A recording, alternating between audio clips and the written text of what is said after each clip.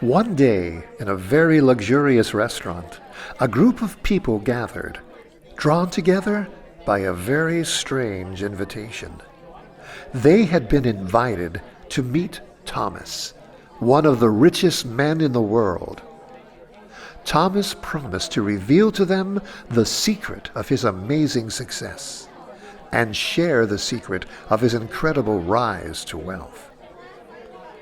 Some claimed that Thomas was born into a rich family. Others said that he just got lucky. But everyone at the gathering in the restaurant hoped that whatever led to Thomas's success, some of it would rub off on them. Then the room grew very quiet, and Thomas walked onto the stage. He felt the full attention of all his guests, and he smiled as he began to speak. Thank you, everyone, for coming here to know my secret. I am 65 years old now. First, you should know that I was born to a very poor family. I lost my father in an accident when I was 3 years old. My mother worked very hard to raise me and my 4 sisters and brother. It seemed I always worked too. I began working odd jobs when I was 7. I quit school to work full-time when I was 12. I was fired 10 or more times from the jobs I held for a variety of reasons. No experience. Not good at that particular job, or maybe not fit for that job. But I never gave up. When I was a young man, I fell in love with a beautiful lady. But I never revealed my love to her because I couldn't. No money. I tried several times to open my own business. Each time I failed and lost all my investment. But again, I never stopped. Because I believed in myself, even if nobody else would. I believed that opportunity was all around me, that opportunity was always walking next to me. You just have to see it. And then when you see it, work hard for it. Call it positive energy. Call it trust in yourself. Call it luck. Whatever it is, believe that it is there for you. And don't ever give up. Just say to yourself, you can do it. I believe in you. You are your best friend. Thomas searched the faces of all the people in the room. He knew that they didn't understand the valuable lesson he was sharing. They wanted to hear a simple secret, an easy way to become successful. And he knew he had just what they wanted to hear. Okay, let's talk business. Who would like a diamond? Everyone in the room shouted almost in unison, "Me! I'd like it!" Thomas smiled and nodded. And then he said, "Okay, I have created a game. And for the winner of this game, I have hidden a wonderful treasure, a very beautiful and immensely valuable large diamond." Everyone in the luxurious room became extremely excited. Thomas said, "I have created an opportunity for all of you to find the diamond. All of you have the very same equal chance to become extremely wealthy. Let the game begin. Here is your first clue. Opportunity is all around you. Anything and everything may lead you directly to the diamond. Good luck, treasure hunters!" Thomas quietly left the stage. A moment later, his assistant came with a large cart filled with dozens of small treasure boxes, enough for everyone in the room to receive just one. Each guest eagerly opened their treasure box, hoping that theirs would be the one to reveal the fabulous diamond. But there was no diamond. Each open box contained only a small reel of film. The disappointed guests silently asked themselves the same question. Was this some elaborate practical joke Thomas was playing on them? Then boisterous music began. Trays of the finest champagne were brought out. Of course, the guests decided. This was all just a fun way to start an elaborate party. Laughing as they helped themselves to the wine, the guests discarded the treasure boxes containing the small reels of film and scattered them around inside and outside the restaurant as they enjoyed a fabulous evening of dancing, dinner, and drinking.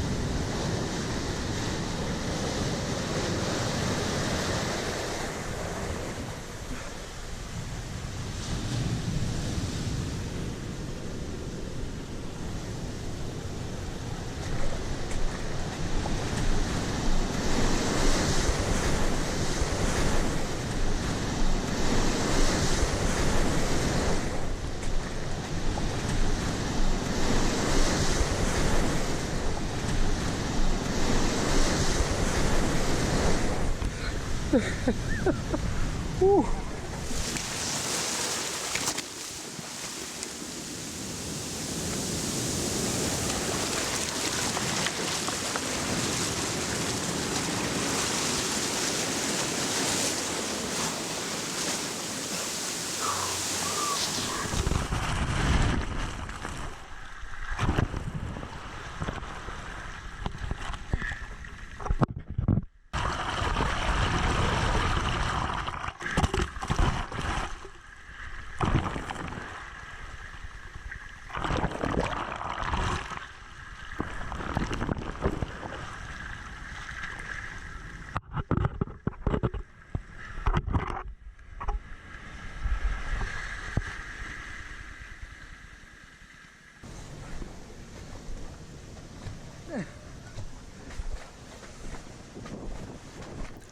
The next morning, a young photographer and a great lover of nature walked along the beach just outside the restaurant.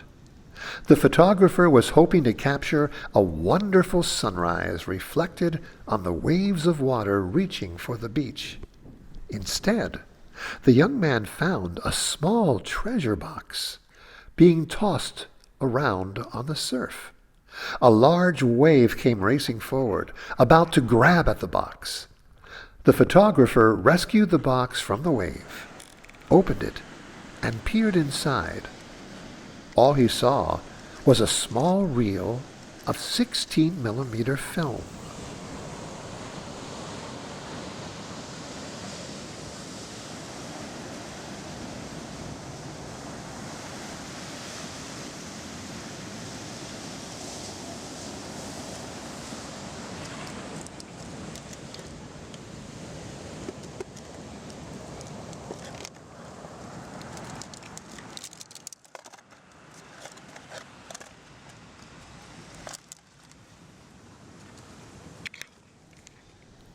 The young man wondered, what was a box with a reel of film doing on a deserted beach? Was it forgotten by a tourist visiting the beach?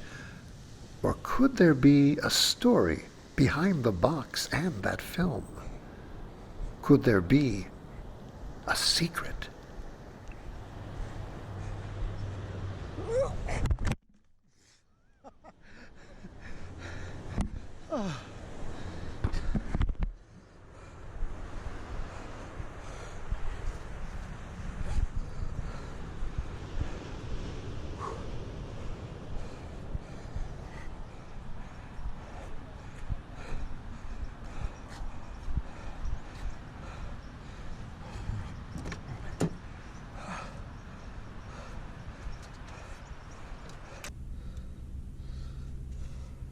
The young photographer had a belief. Nothing is ever accidental, and everything has a story and explanation behind it. Now, he was curious. Someone else might have just momentarily wondered about the box and its unlikely content, then thrown it all in the trash and walked away. But when you become curious, you can't just walk away. You feel an urgency to know what exactly is on that little spool of film. To find that out, the young photographer rented a projector and watched the images flash across the wall of his room with increasing excitement. The film was short, lasting only 2 minutes. None of the projected images seemed to make any sense. All he saw was a very old-looking house, a dilapidated old room, fascinating images of various works of art, and an old broken boat, and very large strange plants that he realized could only be Joshua trees. Then came images of a large body of water that didn't resemble a lake or the ocean. And then the film ended. But what did it mean?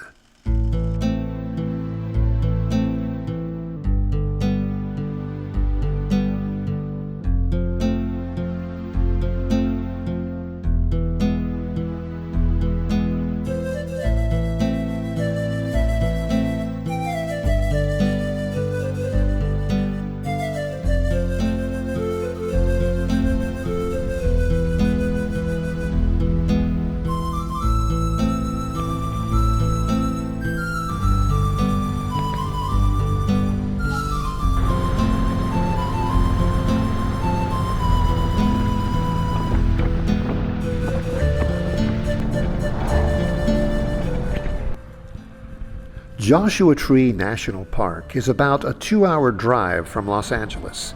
That much the photographer knew. But what was the large body of water? He did a quick GPS search and realized the water could only be the Salton Sea. Over here is Skull Rock. There are 3 trails in that area. And then down here, there's a turn to Cactus Garden.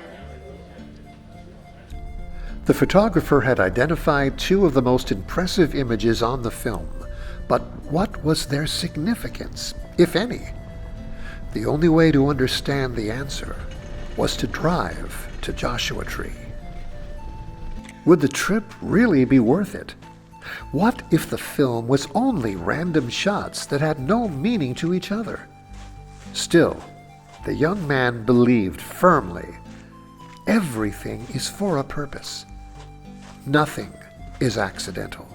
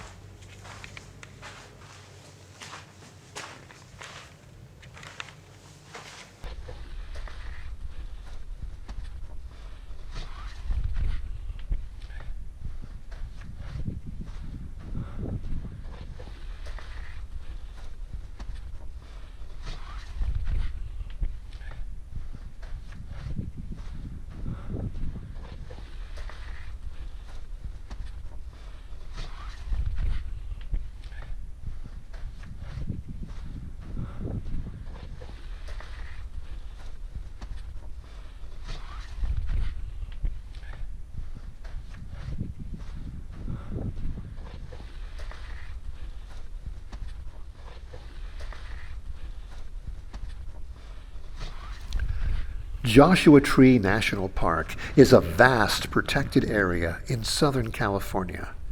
It's characterized by rugged rock formations and stark desert landscapes. Named for the region's twisted, bristled Joshua trees, the park straddles the cactus-dotted Colorado and Mojave deserts.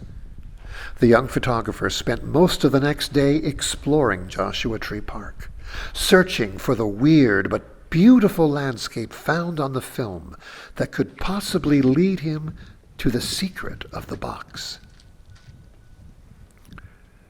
But he found nothing.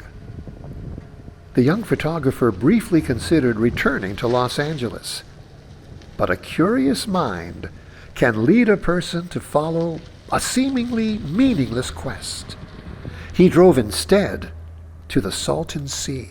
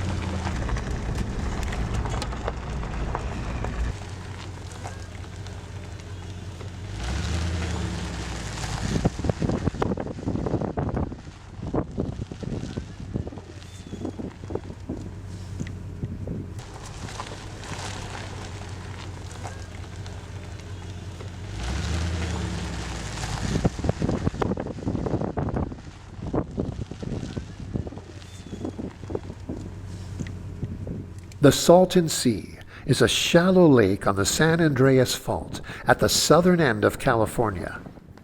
Created by a huge error of misplanning, the man-made sea is big. But which part of the Salton Sea would he find the images he saw on the film?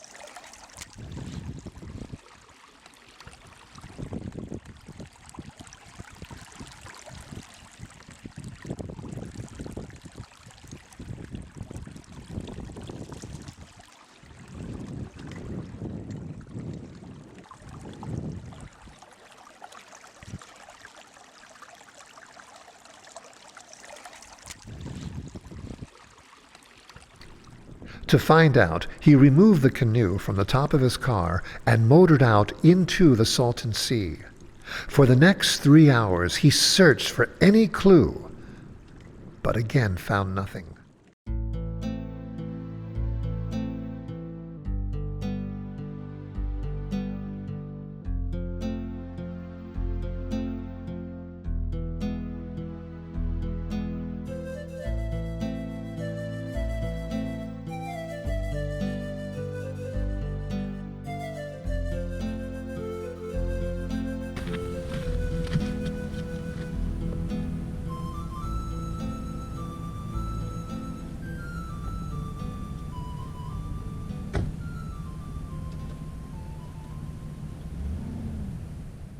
He brought the canoe back to his car, placed it on top, and was set to drive back to Los Angeles. But then he discovered the tires of his car were hopelessly stuck in the soft sand. It wasn't until just about dusk when a local woman happened by, realized the situation, and helped him pull his tires free of the sand.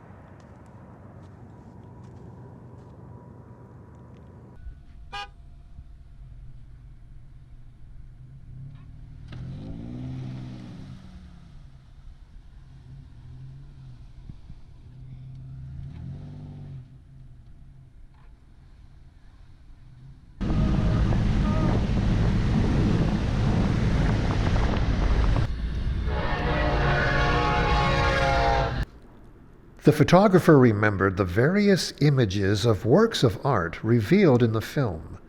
He decided that the city of Bombay Beach may well be the best place to start.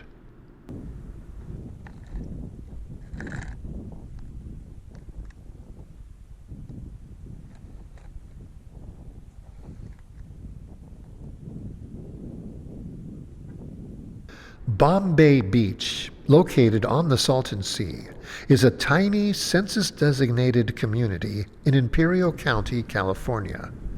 Bombay Beach is also known as the City of Art.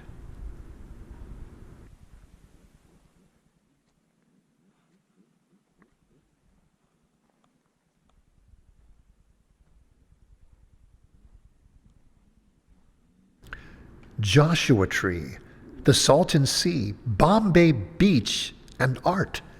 He had explored Joshua Tree with no luck. Was he following phantoms on film that had no meaning?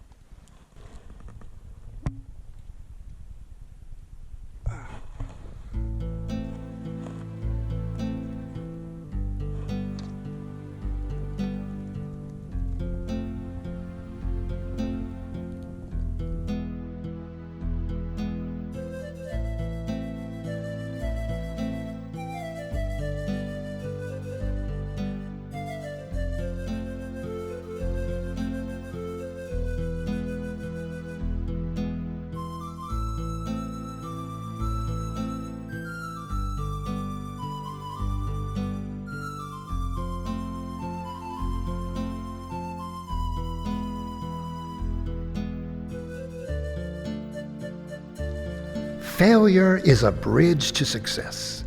If he had to start all over again, he knew where he would begin.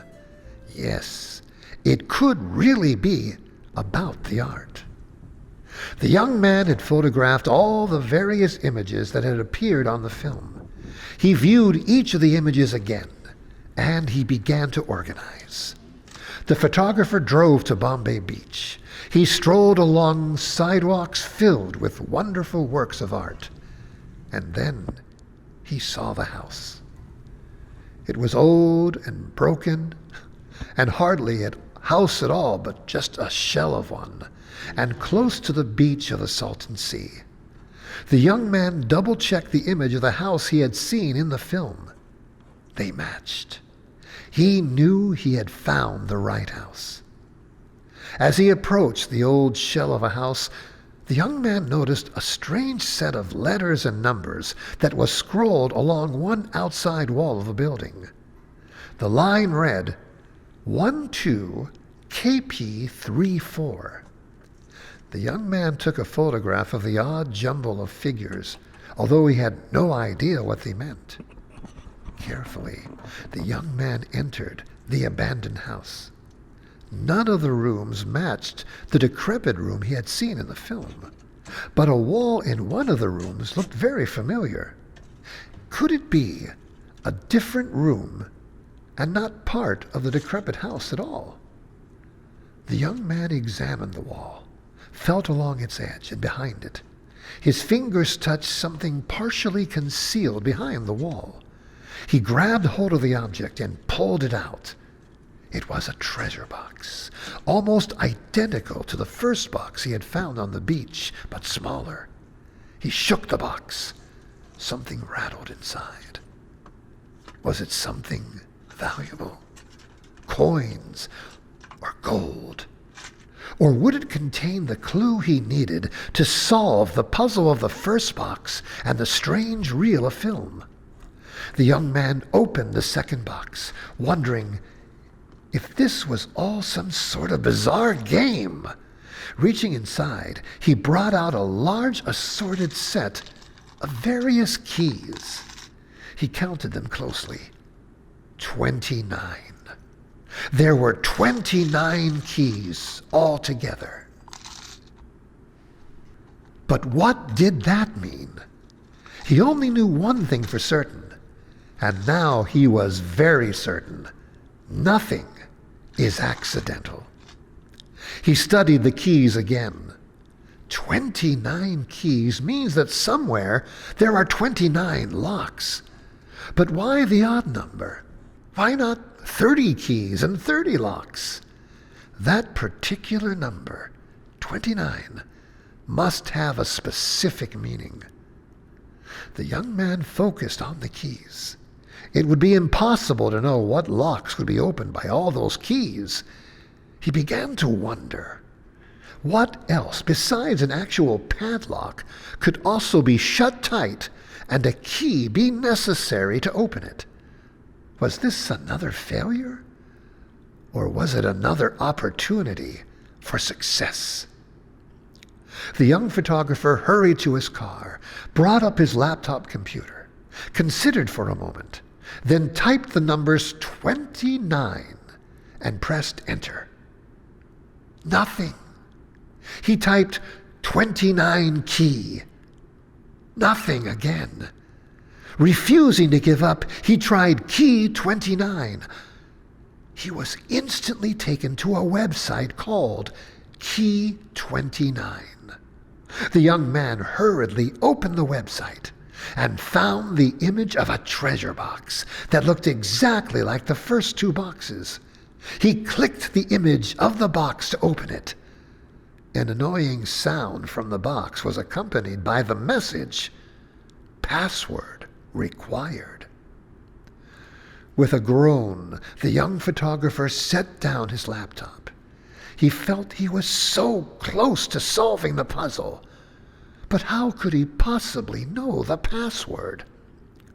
Once again, he searched through all the images he had seen in the original film. But nothing remotely suggested a possible password. but one photograph remained. It was the jumbled line of letters and numbers he had found on the outside of the old house. Almost trembling, he typed 12KP34 into his computer. And the third treasure box in the website opened. But his excitement was instantly replaced by disappointment. Rather than finding the answer to the puzzle, he found instead a photograph of another derelict old house, this one covered in snow, and one address: Lake Tahoe, Carnelian Bay. Lake Tahoe is a large freshwater lake in the Sierra Nevada mountains, straddling the border of California and Nevada. It's known for its beaches in the summer and ski resorts in the winter. On the southwest shore, Emerald Bay State Park contains the 1929 Nordic-style mansion Viking's Home. Along the lake's northeast side, Lake Tahoe, Nevada State Park includes Sand Harbor Beach and Spooner Lake, a gateway to the long-distance Tahoe Rim Trail.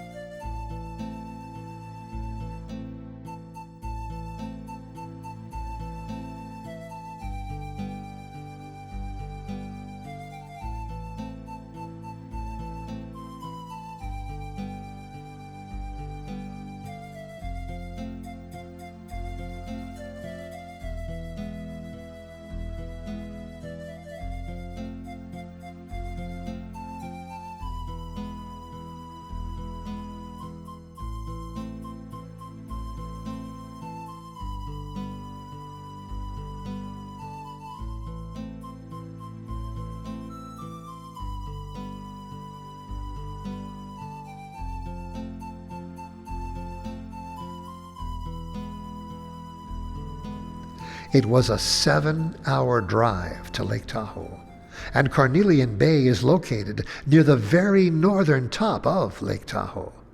At that time of year, the area would also be packed with snow.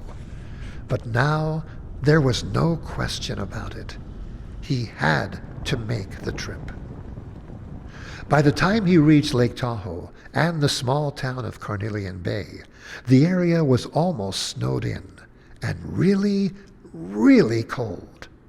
By now, the young photographer was getting a feel for the game, sensing that there may be more of a connection between Lake Tahoe and Carnelian Bay than just two separate locations. The man chose to leave his car and explore on foot a snow-covered trail that was also the closest link to the lake itself.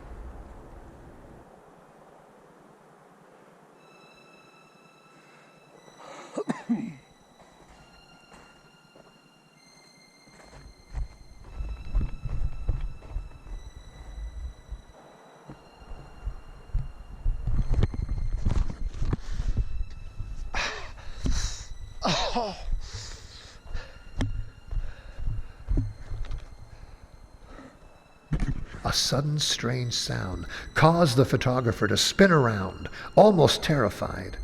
He ran through the snow and came upon an old ruined house, more like a large shed, almost hidden by a thick blanket of snow. It resembled exactly the old house the photographer had found revealed in the computer website. Making his way through the snow, the young man studied the outside of the house.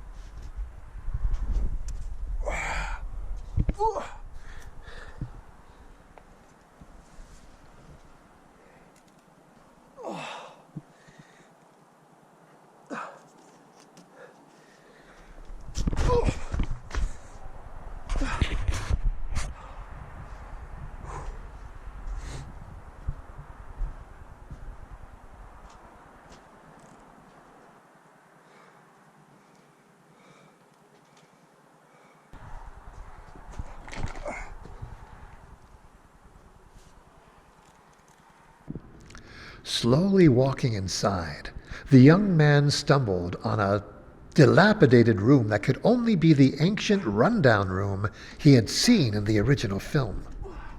But what was he searching for, and where could he find it? Time flies fast. Night was on the way, and he had to leave before darkness and snow made the way back impassable. Almost exhausted, the photographer searched the ruins of the house. Then he saw it. a small treasure box, half concealed by old foundation boards. The young man grabbed the box, slowly opened it, and smiled, almost in disbelief. Inside the box was another single key and one single brilliant diamond. It looked magnificent. One diamond in the box, middle of snow, middle of nowhere. The young photographer carried the box, the key, and the diamond back to his car. He had learned a lot. He never gave up. He was curious. He followed his opportunities. He believed in himself. He never found out that so many people had once had a chance to make the same quest that he had made, but no one cared enough to take it, except him. He allowed failure to lead to success. But would the wealth of the diamond be the key to a life spent in helping others and leading to a greater happiness? Or would it be the key to a wasted life and eventual downfall? No one can ever be certain what that final key will unlock. But what about the single key that came with the diamond? Was this another clue to a new adventure? An adventure that he would now take on? What do you think? One more thing. I almost forgot to introduce myself. My name is, well, just call me Thomas. I'm a diamond collector. I made up this game for whoever wants to have a different life and who is willing to pay the cost to find it. There are lots of diamonds around us all. We just need to open our eyes to see the opportunities waiting for all of us. Thank you for your time.